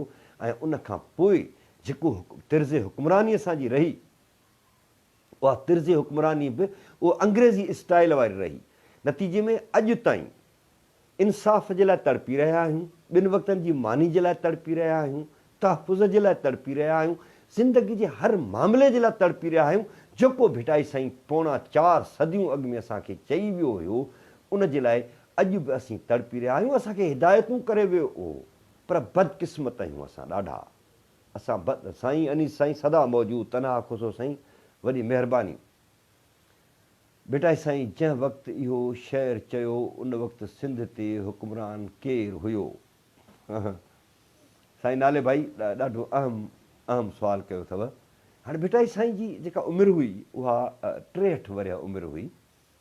तय कीअं करियूं त भिटाई साईं इहो कहिड़ी उमिरि में इहा जेका 28 सालनि जी उमिरि में जेकॾहिं इहो बैत चयो अथसि त कलोड़नि जी हुकूमत अञा नौशरो फिरोज़ मस पहुती हुई, असर हुआ यकीननि मथे पंहिंजो मुग़ल वेठा हुआ, असर हुआ, पर अञा नौशरो फिरोज़ ताईं मस पहुती हुई ऐं झोक वारो जेको वाक़ियो थियो हुयो उहो हुयो। त हाणे इहो तय नथो करे सघिजे त इहो कहिड़े पंहिंजो उमिरि में लतीफ़ साईं चयो हुयो, पर ज़ाहिर आहे कलोड़नि जी हुकूमत हुई ऐं मथे जेका सो वेठा हुआ मुग़ल वेठा हुआ, हेठि उन जा कारिंदा वेठा हुआ। उन्हनि कारिंदनि जे लाइ लतीफ़ साईं इहो चयो आहे, जेके हेठि वेठा हुआ ऐं जेके मथे वेठा हुआ हुकुमरान, उन्हनि जे लाइ लतीफ़ साईं इहा ॻाल्हि कई। ऐं उन दौर जी उहा तारीख़ जेकॾहिं खोलींदव त उहा तारीख़ का ख़ुशियूं ॾींदड़ तारीख़ कान्हे का, उहा तारीख़ का सिंध जे लाइ का शानाइती तारीख़ कान्हे का। ऐं उहा जॾहिं तारीख़ पढ़बी त असांखे सम्झ में अची वेंदी त उन वक़्त में बि चिब चढ़ी वेठा हुआ। अॼु बि असांजे मथां चिब चढ़ी वेठा आहिनि ऐं वतन कूड़नि कायरनि जो थियो आहे। सो महबूब साईं इहे आहिनि किसा। ॿियो बि हिन जो हिकिड़ो पासो आहे जंहिं ते पाण वरी ॿिए दफ़ा गुफ़्तगू कंदासीं। ॿियो हिन जो पासो वहदतुल वजूद जो पासो आहे। समाज अंदरि माण्हुनि जी जेका फितरत आहे, समाज अंदरि माण्हुनि जो जेको ज़िंदगी गुज़ारण जो अंदाज़ आहे, समाज अंदरि जेके नफ़रतूं आहिनि, समाज अंदरि जेके सुठा माण्हू आहिनि, जेके ख़राबु माण्हू आहिनि, जेके मुख़्तलिफ़ तबियतुनि जा माण्हू आहिनि, उन्हनि ते बि हिन सुर में सुर कारायल में लतीफ़ साईं तमामु घणो बहस करे थो। उन जूं बि सम्झाणियूं आहिनि। वरी जेकॾहिं असीं वहदतुल वजूद जो जेकॾहिं असीं ज़िक्र कयूं त हिन में वहदतुल वजूद जा बि परतवा असांखे मिलनि था, अलाए केतिरा नुक़्ता मिलनि था। एॾो डिघो मौज़ू आहे जो भिटाई जी हिकिड़े बैत ते माण्हू ॻाल्हाए त वेठो कलाकनि जा कलाक ॻाल्हाए, पर उन जी फिलासफ़ी ख़तमु न थींदी। त उन जा ॿिया बि पासा आहिनि, वहदतुल वजूदी पासा आहिनि, समाजी पासा आहिनि, शख़्सी पासा आहिनि ऐं ख़ुदि पाण सुञाणण वारा जेके पासा आहिनि। पाण सुञाण हिकिड़ो बैत ऐं ॾिसां उहो मूंखे यादि कोन हुयो, पर मूं पढ़ियो किथे रुगो उहो बैत न, पर अञा ॿियूं बि ॻाल्हियूं आहिनि। सना भाइम सप विया वासिंगनि जा, जिनी जी झड़प हाथी हंधाई न चुरे। पहिरियां सॼो ज़िक्र करे थो अचे लतीफ़ साईं त असांजे समाज उन अछे साफ़ सुथरे पाणीअ ते कीअं उनखे कालोरियो अचे, कीअं उनखे गंदो ख़राबु कयो। उनखां पोइ लतीफ़ साईं अॻिते थो हले त असांजा हुकुमरान कीअं आहिनि जेके चिब चढ़ी वेठा आहिनि, वतन वरी कूड़नि कायरनि जो अचे थियो आहे। ग़ुलाम फहद मेमन ऐं वरी आलिम हज़रात बि क़ुर जी आयतुनि में ज़ालिम हुकुमरान जो तहफ़ुज़ कंदा आहिनि। साईं इन मसइले ते आउं ॻाल्हायां कोन थो, बसि अवां राय रखी आहे, दोस्तनि पढ़ी वरिती। हाणे इहा सॼी सूरत हाल जेका पेश थी अचे, पहिरियां त लतीफ़ साईं उन सॼी सिचुएशन जो जेको आहे सो जाइज़ो थो वठे त असांजे समाज में छा छा आहे, कहिड़ियूं कहिड़ियूं शयूं आहिनि। मोर मरी विया, हंज न रहियो, उन्हनि ते पंहिंजो वेठा चिब चढ़ी, वरी कूड़ा कायर आया, वरी वतन असांजो हलियो वियो। इहे सभई ॻाल्हियूं कंदो थो अचे। उनखां पोइ सॾे थो त ए हंज तूं अचु, ऐं पोइ हंज अची थो वञे। इंतिहाई ग़ैर मामूली ॻाल्हि आहे, इंतिहाई ग़ैर मामूली ॻाल्हि आहे। पोइ छा थो करे, सॾे थो हंज खे। केथो सॾे, अलाह आ उॾामी हंजड़ा, आ उॾामी हंजड़ा सर में सारी नई। आ उॾामी हंजड़ा सर में सारी नई, मतां मारी नई पाड़ेरीअ पहो करे। ओ हंज तूं अचु, ज़ालिम मौजूद आहिनि, मतां का साज़िश करे, मतां का अहिड़ी का ख़तरनाक चाल हली तोखे मारे विझनि। अचु, सर में तोखे सभु सारिनि था। हाणे समाज मां बेज़ार थी पिया आहिनि, हुकुमराननि मां माण्हू बेज़ार थी पिया आहिनि, सभु उन्हनि मां तंग थी पिया आहिनि। जॾहिं माण्हू तंग थी पिया आहिनि त माण्हुनि हंज खे पंहिंजो अॻवान बनायो आहे। उन जा मूं पहिरियां अर्ज़ु कयो त वहदतुल वजूदी पासा आहिनि, ॿिया खोड़ सारा पासा आहिनि, पर पाण अॼु समाजी पासनि ते था ॻाल्हायूं, छाकाणि त समाज खे ज़रूरत आहे लतीफ़ जी। असांजे समाज खे इंतिहाई घणी ज़रूरत आहे। जॾहिं समाज सुकून, शांती, अमुन, तरक़ी, बराबरी, इंसानी आजपे, इंसानी उन्हनि बुलंदियुनि ते हूंदो त बाक़ी ॿियनि शयुनि ते सोचबो, पोइ वहदतुल वजूद ते बि सोचबो, ॿियनि पासनि ते बि सोचबो। पर पहिरियां समाज आहे, जेका समाजी असांजी हालत आहे। हाणे हुनखे सॾु थियो आहे। जॾहिं उहो आयो आहे त हुनखे ॿुधायो वियो आहे, विया मोर मरी हंज न रहियो हिकिड़ो, उन्हनि आखिरनि ते वेठा चिब चढ़ी, वतन थियो वरी कूड़नि काइरनि जो। ओ हंज, ओ असांजा सालिह अॻुवाण, असांजा ईमानदार ऐं सचा अॻुवाण, वतन कूड़नि काइरनि जो थी वियो अथई। तूं का हिमत कर। ऐं पोइ हिनखे थोरो तजरीद में असां हुनखे स्टोरी स्टाइल में जेकॾहिं कहाणी वारे स्टाइल में खणी हलूं त जेका हीअ तरतीब आहे उन ते काफ़ी एतिराज़ हुअण जे बावजूद बि हिकिड़ी कहाणी ठही थी अचे, हिकिड़ो मैनिफेस्टो ठही थो अचे। यार का मामूली ॻाल्हि कोन्हे का, हिकिड़ो मैनिफेस्टो ठही थो अचे। जॾहिं अचे थो पहुचे थो त ॿुधायो थो हुनखे वञे त हीअ तूं वतन जी, असांजे वतन जी ऐं तुंहिंजे वतन जी हीअ सूरत हाल अथई। तूं जेको त्याग करे वञी कुंड ते वेठे या पंहिंजे मुंहुं वञी वेठे या कंहिं तलाश में हुए या कंहिं गौर फिक्र में हुए, असांजे वतन जी इहा हालत अथई जो उते चिब चढ़ी वेठा आहिनि ऐं कूड़नि काइरनि जो जेको आहे सो उहो वतन थी वियो आहे। पोइ अॻिते हली हू चए थो हिन वतन खे आजो करिणो आहे, हिन वतन खे हसीन बनाइणो आहे, हिन वतन खे अहिड़ो सुहिणो बनाइणो आहे, अहिड़ो शानदार बनाइणो आहे जो हीउ वतन न रुॻो पंहिंजे धरतीअ जे माण्हुनि जी सेवा करे सघे, पर पूरे आलम, पूरी इंसानियत जी ख़िदमत करे सघे, पूरी इंसानियत खे हसीन बणाए सघे। ऐं पोइ चए थो ॻाल्हि ईअं कोन टुटंदी, मामिलो ईअं न टुटंदो, छाकाणि त जेके ही कंग आहिनि, ही जेके ॿघा आहिनि, ही जेके ॿघ अचे चढ़िया आहिनि, ही जेके कंग जिन अचे पाणी असांजो किनो कयो आहे, इहे कंहिं गुज़ारिश सां हथ ॿधण सां कोन वेंदा, उन्हनि सां जंग करणी पवंदी। ऐं पोइ जॾहिं जंग करे थो त उहे जेके ज़ालिम आहिनि उहे सभई ठठोलो था कनि, अव्हां विढ़ंदव, अव्हां जेके पंहिंजो नफ़ीस क़िस्म जा हंज जा साथी आहियो, जीअं हंज नफ़ीस, सुहिणो नफ़ीस, बुख मरी वेंदो आहे पर गंद न खाईंदो आहे, किचिरो न खाईंदो आहे, किन न कंदो आहे, उन सां अव्हां गॾु अव्हां पंहिंजो जंग कंदव, अव्हां असांजी हुकुमरानी ख़तमु कंदव, अव्हां हिन समाज खे तब्दील कंदव। उते लतीफ़ साईं हिदायत थो करे कमाल दर्जे जी, सना भाइम सप विया वासी गंजा।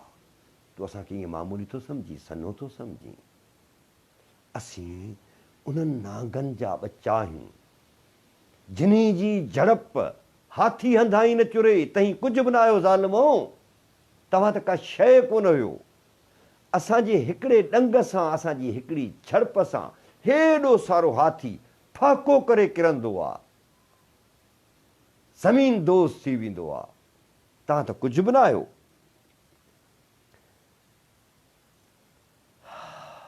पोइ जहिड़ो शुरू थी थो वञे, जहिड़ो थो हले, खपुर गारोड़ियुनि सी वॾो विधी वेर, नांग न वींदे निकिरी तो डर मथे पेर। हाणे उहो हंज आयो आहे जंहिं समाज खे तयारु कयो आहे, समाज खे हसीन बनायो आहे, समाज खे हिकिड़ी जॻह ते गॾु कयो आहे। चए थो खपुर गारोड़ियुनि सी वॾो विधी वेर, नांग न वींदे निकिरी तो डर मथे पेर। ही तिन्ही जो ढेर जिन जूनागढ़ जलायो। ही उहो वतन आहे, ही उहा धरती आहे जिन जूनागढ़ खे जलाए छॾियो हुयो। ए नांग तूं कीअं निकिरंदे? हाणे उहो वरी जेको ज़ालिम हुकुमरान आहे, हा साईं, मुमताज़ आंदल सुमराने ते ॻाल्हाए चुको आहे, अछो पाणी लुड़ थियो, कालो रियो कंगन, तंहिं तड़ मथे हंजड़ा ईंदे लॼ मरनि। इन बैत ते ॾाढो तफ़सीली ॻाल्हाए चुको आहियां, अमां वरी देरि सां जॉइन कयो त खपुर गारोड़ियुनि सी वॾो विधी वेर, नांग न वींदे निकिरी तो डर मथे पेर। ही तिन्ही जो देर जूनागढ़ जिन जूनागढ़ जलायो। सो ए नांग हाणे भॻो आहे उहो ज़ालिम। लतीफ़ ॾिसो कहिड़े कमाल दर्जे सां, कहिड़ी आर्ट सां, कहिड़े फ़न सां माण्हुनि खे गॾाए थो, माण्हुनि खे सॾे थो ऐं सॾे ऐं हिकिड़ी ताक़त हासिल थो करे, हिकिड़ी कुवत खे जनम थो ॾिए ऐं उन कुवत जी अॻुवाणी हंज जहिड़े हसीन रहबर खे ॾिए थो, हंज जहिड़े शानदार रहबर खे ॾिए थो। ऐं जॾहिं उहा कुवत गॾु थी वञे त उहो नांग जेको कंग बि आहे, जेको ॿघ बि आहे, जेको पाणी खे कालोरियो थो करे, जेको पाणीअ खे गंदो थो करे, किनो थो करे, जंहिं ते पहिरियां हंज ईंदे लॼ में मोह पिए त अहिड़े समाज खे तब्दील वञी कयां, जेको समाज उन्हनि भोतारनि, उन्हनि हुकुमराननि जे पोयां हली रहियो आहे, जेके हुकुमरान ठगियूं कनि था उन सां। पर जॾहिं उहो समाज पंहिंजूं अखियूं खोले थो, जॾहिं उहो समाज सम्झे थो, पंहिंजो इदराक हासिलु करे थो, तॾहिं चवे थो नांग न वेंदे निकिरी तो डर मथे पेर, ए ज़ालिम तूं असां खां केॾांहुं भॼंदे, तुंहिंजे डर जे मथां असां पेर ॾेई छॾियो आहे। हाणे फनायत ख़तमु थियणी तुंहिंजो मुक़दरु आहे, ॿी शइ न, ख़तमु थियणी तुंहिंजो मुक़दरु आहे। सो महबूबो, लतीफ़ साईं जो सुर कारायल चमे जेका हंज जी तमसील आहे, उहा पखियुनि जी त आहे ई आहे। लतीफ़ साईं तमसीलूं बि अहिड़ियूं खणंदो आहे जेके हक़ीक़ी हूंदियूं आहिनि, सचपच उहा हक़ीक़त जे तमामु घणो वेझो हूंदियूं आहिनि। हंज पखी जो जॾहिं असीं हिस्ट्री पढ़ूं था त हंज पखी गंद न आहे खाईंदो, कंगन वांगुरु, कांवनि वांगुरु गंद न आहे खाईंदो, किन न आहे खाईंदो, बगनि वांगुरु जीत ॾेॾर पाणी मां न खाईंदो आहे, उहो ईअं न कंदो आहे। हंज पखी एॾो शानदारु आहे, उहो समाज खे हंज पखीअ जहिड़ो लीडर ॾिए थो, समाज खे हंज पखीअ जहिड़ो अॻवान ॾिए थो, जेको पंहिंजे सभिनी जुमिले आदतुनि में हसीन आहे, शानदार आहे। ऐं उहो जेको सालिह असांजो हंज आहे, उनजे पोयां असांजा सालिह जेको अवाम आहे, उहा उनजे पोयां जॾहिं हले थी त नांग जे डर ते पेर अची थो वञे। नांग जो डर जॾहिं बंदि थो थिए त नांग मरी पवे थो। सो सुरकारायर जो हिकिड़ो पासो, उहो त खोड़ सारा पासा आहिनि, तमामु घणा पासा आहिनि। मूं पंहिंजे नंढड़े नाक़िस बिन नंढड़े अक़िलो मूजिबि अव्हां जी ख़िदमत में पेश कयो। अव्हां दोस्तनि जा लख लाइक़, लख अहसान। गुज़ारिश इहा करे छॾियां त मुंहिंजे फेसबुक अकाउंट ते पेज ठहियलु आहे फ़िक्रे लतीफ़ जी प्रचार, ऐं चाहींदो आहियां त हीअ वीडियोज़ बि उन ते क़ाइमु रहनि। ऐं मूं इहा बि कोशिशि कई आहे त यूट्यूब चैनल बि ठाहियो अथमि, पैसनि जे लाइ न, बिल्कुलु बि पैसनि जे लाइ न। जेकॾहिं यूट्यूब वारनि पैसा ॾिना त अव्हां सां इहो वचन आहे ऐं मुर्शिद हादी जो कसम त उन चैनल खे, उन मां जेकॾहिं असांखे पैसा मिलनि था त उहे ग़रीब ऐं मिसकीन माण्हुनि जे बचनि जी तइलीम जे लाइ ख़र्चु थींदा। मुंहिंजी ज़ात जे लाइ हिकिड़ो रुपयो बि हराम हूंदो, उहो बि मूं ठाहियो आहे। तंहिं करे मूं हीउ प्रोग्राम ई फ़िक्र लतीफ़ जी प्रचार वारे पेज तां हिन जी शुरूआति कई आहे। अव्हां सभिनी दोस्तनि जेके अव्हां ॿुधी रहिया आहियो, उन्हनि सभिनी खे गुज़ारिश आहे त महिरबानी करे जेका अॼोकी गुफ़्तगू आहे, ऐं चाहियां थो गुफ़्तगू थिए, अञा मूंखे थोरो टेक्निकली केतिरनि शयुनि जी ख़बर कान्हे का त दोस्तनि खे लाइव पेज तां कीअं वठिजे ऐं उनखे कीअं कजे। सो उहो सिखी वठंदुसि, सुभाणे ताईं इंशाअल्लाह सिखी वठंदुसि। मुंहिंजी अव्हां सभिनी खे इहा गुज़ारिश हूंदी त महिरबानी करे अॼोकी गुफ़्तगू खे अव्हां मुख़्तलिफ़ ग्रुपनि, मुख़्तलिफ़ जेके ग्रुप आहिनि उते शेयर कयो ऐं दोस्तनि ॾांहुं शेयर कयो त जीअं घणे खां घणो ऑडियंस असांजे हिन गुफ़्तगू जो थिए। ऐं सदाईं अव्हां जो मथो न खाईंदुसि। हिन में वॾा वॾा स्कॉलर, जीअं अॻु में प्रोग्राम कंदो हुउसि, मां केतिरनि दोस्तनि खे ख़बर आहे, वॾा वॾा स्कॉलर हिन में घुराइबा ऐं उन्हनि स्कॉलरनि खां गुफ़्तगू कराइबी, नवां नवां सुवाल। ऐं अव्हांखे इहा बि गुज़ारिश कयां त मूंखे पंहिंजा सुवाल इनबॉक्स कयो त जीअं जेको बि प्रोग्राम कयां त अव्हांजा सुवाल खणी उन्हनि आलिमनि खां उन जा जवाब घुरूं। हाणे असां सुवाल करणु सिखूं, हाणे असां बेधड़क थी करे सुवाल कयूं। जॾहिं असीं सुवाल कंदासीं तॾहिं असीं कुझु सिखी सघंदासीं। सो ईंदड़ प्रोग्रामनि में इंशा ताला असांजा जेके जिन लतीफ़ साईं ते PhD कई आहे, जिन जो लतीफ़ साईं सां इश्क़ आहे, जिन लतीफ़ साईं ते तमामु घणो कमु कयो आहे, उन्हनि सां असीं मुख़्तलिफ़ मौज़ूअनि ते तसौफ़ खां वठी समाज ताईं, समाज खां वठी सियासत ताईं ऐं ख़ुदि तारीख़, जाग्राफ़ी, मुख़्तलिफ़ मौज़ूअनि ते असां हीउ पंहिंजो सिलसिलो क़ाइमु रखंदासीं। अव्हांखे रुॻो इहा वेनती आहे, इहा गुज़ारिश आहे त हिन गुफ़्तगू खे वधि खां वधि अव्हां शेयर करियो ऐं ॿियनि दोस्तनि ताईं पहुचायो त जीअं घणे खां घणा माण्हू शरीक थियनि। शेयर करण जो मक़सदु मूंखे का नेम ऐं फेम नथो खपे। हिकिड़ो नंढड़ो गुमनाम क़िस्म जो माण्हू आहियां जेको पंहिंजी धरती, पंहिंजे माण्हुनि, इंसानियत सां प्यारु कंदड़ हिकिड़ो माण्हू आहियां। पंहिंजे वस नंढड़ो माण्हू आहियां, वस ऐं वतार कोशिशि करियां थो। मूंखे नाले वाले जी का ज़रूरत कोन्हे का, शेयरिंग जे लाइ रुॻो इन जे करे गुज़ारिश करे रहियो आहियां त घणे खां घणा माण्हू शरीक थियनि, घणे खां घणा माण्हू लतीफ़ साईं खे सम्झण जी कोशिशि कनि ऐं असां फ़िक्री तौर ते बहिरान जो शिकार आहियूं। हिन वक़्तु असां फ़िक्री तौर ते तमामु हिकिड़े वॾे बहिरान जो शिकार आहियूं। उन जो रीज़न इहो आहे त असां लतीफ़ साईं खां रुजू न कयो आहे, असां लतीफ़ साईं खे पढ़ूं नथा, उन जे करे असां फ़िक्री बहिरान जो शिकार आहियूं। भिटाई वटि सभु कुझु आहे, भिटाई वटि असां जेको चाहियूं था उहो आहे, रुॻो असांजे लाइ न पर पूरी दुनिया जे लाइ आहे। पूरी दुनिया जे अमुन, तरक़ी, शांती, वक़ार, इज़त ऐं जियापे जा सभई गुण लतीफ़ साईं वटि मौजूदु आहिनि। उन जे करे गुज़ारिश करे रहियो आहियां तव्हां वधि खां वधि शेयरिंग्स कयो त जीअं घणा दोस्त हिन प्रोग्राम जो हिसो थी सघनि ऐं सिखी सघनि। जेकॾहिं असां 10 माण्हू सेखारे वियासीं ऐं लतीफ़ साईं जो फ़िक्र उन्हनि ताईं पहुचाए वियासीं त इहा कामयाबी हूंदी। ग़ुलाम फ़हद मेमण साईं पंहिंजो प्रोग्राम रोज़ाना लॻभॻि हिन टाइम ते थींदो, पर मुंहिंजूं वरी मजबूरियूं ऐं मसरूफ़तियूं हूंदियूं आहिनि, उन जे करे पोइ कॾहिं घटि वधि थी सघे थो। पर आउं कोशिशि करे अॻुवाट ग़ुलाम फ़हद मेमण साईं अॻुवाट पोस्ट रखंदुसि। हाणे उन में टाइम बि ॾिबो, पर हीअ जीअं त पेज तां मूं शुरू कयो आहे, तंहिं करे फ़िलहालु जेको 2-3 ॾींहं आहे उहा ॼण त टेस्ट ट्रांसमिशन हूंदी। जॾहिं आउं हिनखे सिखी वियुसि, जॾहिं हिनखे आउं चङी तरह सां सम्झी वियुसि, त इनशाला पोइ बाक़ाइदे फिक्स टाइम ते पंहिंजो प्रोग्राम कबो। उनजी डेट ॾिबी, उनजो टाइम ॾिबो, उनजी तारीख़, हर शइ उहा ॾिबी। अवां दोस्तनि जा लख लाइक सदा आबाद हुजो ऐं दोस्तनि जो तइदादु वञे थो वधंदो। हाणे दोस्तनि इलाही जॉइन करे वरितो आहे। अॼु असां लतीफ़ साईं जे सुर कारायल ते समाजी पासे खां उन ते गुफ़्तगू कई। उन जा ॿिया बि खोड़ सारा तसौफ़ी पासा आहिनि, खोड़ सारा ज़ाती पासा आहिनि। इंसानु कीअं हुजणु खपे, इंसान जी अज़मत छा हुजणु खपे, उहे पासा बि उन में मौजूदु आहिनि। पर उन ते ॿिए दफ़े गुफ़्तगू कबी ऐं कोशिशि कबी त कंहिं ॿिए आलिम खे, कंहिं ॿिए मुफ़क्किर खे असीं उनखां इहा गुफ़्तगू करायूं। साईं कमेंट मथे हलिया था वञनि, जेके जेके तो मोहम्मद उस्मान पंवर मुंहिंजो महबूब मीरपुर ख़ासि वारो उन शिरकत कई आहे, उनजा लख लाइक। पुंढल बबुर शिरकत कई आहे, उनजा लख लाइक। ग़ुलाम फ़हद मेमण साईं लख लाइक। सलाम जोखिया साईं अवांजा लख लाइक। ख़ुश्क मोहम्मद अली साईं लख लाइक। रज़ा मोहम्मद दल महबूब साईं लख लाइक। मीर मुज़म्मिल साईं लख लाइक। सलाम जोखियो साईं, वॾी महिरबानी। सभिनी दोस्तनि जा थोरा। मुमताज़ आंदल सुमरो अॼुकल्ह मूंखे नथो भाए, फ़ोन ॿोन बि नथो करे, उन जा बि अहसान लख थोरा। ऐं कलंदर शाह रोदनाणी वॾी महिरबानी लख थोरा। तनहा खोसा साईं वॾी महिरबानी। अनीस ख़ासि केली बाबा सदा ख़ुशि हुजो साईं। गदा ख़ासि केली खे मुंहिंजा सलाम चइजो। अहसान अली रिंद महबूब तव्हांजा वॾा अहसान, तव्हांजा थोरा लख लाइक।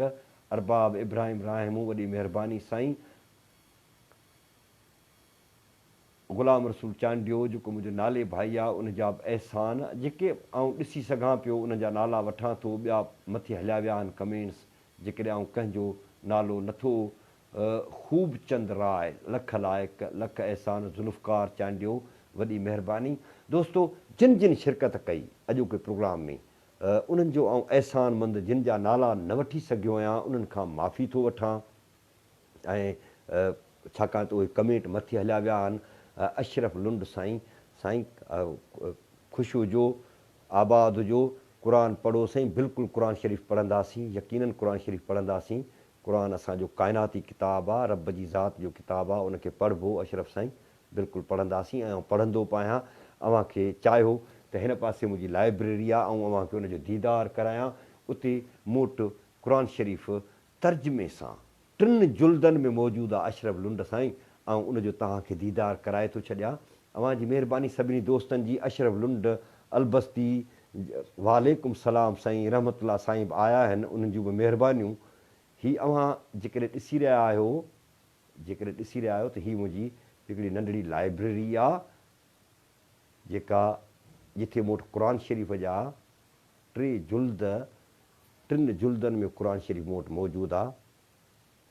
ऐं चाहियां थो त उन वटि वञी उन ते हथु रखे अव्हांखे ॿुधायां। जंहिं दोस्त इहा ॻाल्हि कई आहे त उनखे ॿुधायां।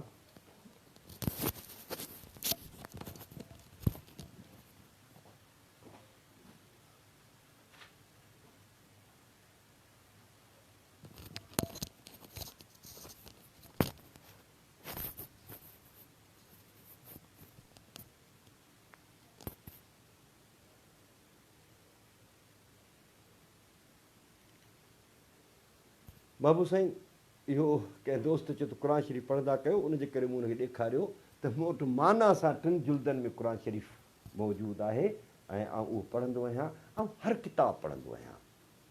सच पुछो त मूं वटि बाइबिल बि आहे, हिते ई हिन लाइब्रेरी में बाइबिल बि मौजूदु आहे, उनखे बि पढ़ंदो आहियां ऐं ॿिया बि कई किताब पढ़ंदो आहियां ऐं मुंहिंजी कोशिशि हूंदी आहे त सभई शयूं पढ़जनि। बाक़ी ईमान त असांजो जंहिं ते आहे उन ते आहे, उन ते त को न को बहस आहे न को का ॿी ॻाल्हि आहे। सो काफ़ी दोस्त आया आहिनि, हाणे दोस्तनि जो वॾो तइदादु हाणे अची वियो आहे जॾहिं आउं मोकल अवां सभिनी दोस्तनि खे वरी आख़िरी गुज़ारिश कयां, तव्हांजा लख लाइक लख थोरा सदा आबाद हुजो, पंहिंजी गुफ़्तगू जारी रहंदी ऐं फ़िक्र लतीफ़ जे पेज तां हाणे पाण लाइव थींदासीं ऐं अव्हां हीअ पोस्ट वधि खां वधि शेयर कयो। अॼोकी जेका वीडियो आहे पंहिंजी, अॼोकी जेका गुफ़्तगू आहे उहा शेयर कयो ऐं इहो बि अव्हांखे गुज़ारिश करे छॾियां, फ़क़ीर गुलाम नबी साईं आया आहिनि, हाणे आया आहिनि जॾहिं असीं मोकिलायूं पिया, अशरफ लुंड साईं वॾी महिरबानी। जेके बि लतीफ़ साईं ते ॻाल्हाए सघनि था, जेके बि लतीफ़ साईं ते गुफ़्तगू करे सघनि था, महिरबानी करे उन्हनि जा नंबर मूंखे इनबॉक्स कयो। अव्हां सभई मेज़बान आहियो, हिन पंहिंजे प्रोग्राम जा सभु मेज़बान आहियो। अव्हां उन्हनि जा नंबर मूंखे इनबॉक्स कयो ऐं उन्हनि खे लाइन ते वठंदुसि, उन्हनि खां लाइव ॻाल्हाराइबो। रुॻो आउं कोन ॻाल्हाईंदुसि, छाकाणि त आउं नंढिड़ो माण्हू आहियां, मूंखे सभु कुझु नथो अचे, मूंखे तमामु आशिक़ु आहियां, लतीफ़ साईं जो आशिक़ु आहियां, उनजे करे ही प्रोग्राम कंदो आहियां, पर ॻाल्हाइणो असांजे आलमनि खे आहे। सो अव्हां सभई दोस्त, जेतिरा बि दोस्त मूंखे ॾिसी ऐं ॿुधी रहिया आहियो, उन्हनि खे इहा गुज़ारिश आहे त जेके लतीफ़ जा पारखू आहिनि, जेके फ़िक्र लतीफ़ ते ॻाल्हाए सघनि था, उन्हनि जा नंबर मूंखे अव्हां इनबॉक्स कयो। हीअ पोस्ट, अॼोकी वीडियो, अॼोकी गुफ़्तगू घणे खां घणी शेयर कयो त जीअं ॿिया माण्हू जेका सो उहे बि असांजे प्रोग्रामनि में शरीक थी सघनि, ईंदड़ प्रोग्रामनि में शरीक थी सघनि ऐं असां जे आलमनि जी गुफ़्तगू बि ॿुधी सघनि। अशरफ लुंड चए थो please send me number please. Sir मुंहिंजो नंबर ऐं तव्हांखे हिते ई ॿुधाए थो छॾियां, 0300 83707540, 0300 83707540। इहो मुंहिंजा महबूब नंबर आहे मुंहिंजो। ऐं एहतियातन हिते कमेंट में लिखी बि छॾियां थो, कोशिशि कयां थो अलाह करे आउं लिखी सघां।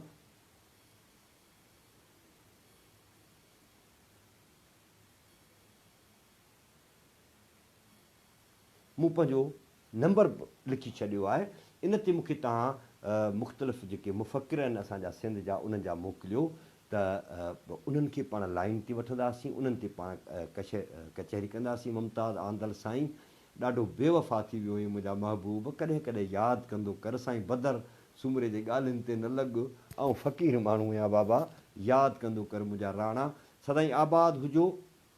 आख़िर में ऐं लतीफ़ साईं जा हिकु ॿ बैत पढ़ी अव्हां खां मोकिलायां थो। सुर सामूंडी मां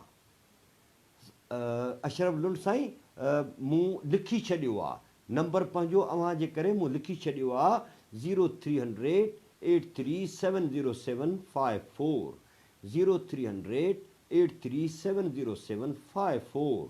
इहो मूं मथे लिखियो बि आहे ऐं इहो तव्हां नोट करे वठो। आख़िर में ॾाढो सी आहे, उनजे करे सी सामूंडी, सी माना सामूंडी, सामूंडी मां हिकु ॿ बैत पढ़ी अव्हां खां मोकिलायां थो। पंहिंजी कचहरियूं जारी रहंदियूं, भले रोज़ाना न करे सघूं, ॿिए टे ॾींहं ते रोज़ाना बि कंदासीं, ॿिए टे ॾींहं ते बि कंदासीं ऐं इहो सिलसिलो पंहिंजो जारी रहंदो। विच में पाण डिस्कनेक्ट थी वियासीं। सो आउं ॻाल्हि खे खुटायां थो, ड्रेग नथो करियां, अव्हांजो वक़्तु बर्बादु नथो कयां। आंदल साईं लख लाइक़ु, आंदल साईं लख लाइक़ु, ऐं तव्हांजो नौकर। नसे तड़होड़ाक न वायूं वणजारनि जूं, नसे तड़होड़ाक न वायूं वणजारनि जूं, सरतियूं सामूंडनि जा अॼु पिण चिकम चाक, मारी निम फिराक पाड़े चूं पिरनि जा। अॼु पिण वायूं कनि वणजारा वञण जूं, अॼु पिण वायूं कनि वणजारा वञण जूं, हलण हारा सुपरी रुआं तां न रहनि, ऐं झलींदी केतिरो आयल सामूंडनि, पगह छोड़े जिन विधा ॿेड़ा ॿार में।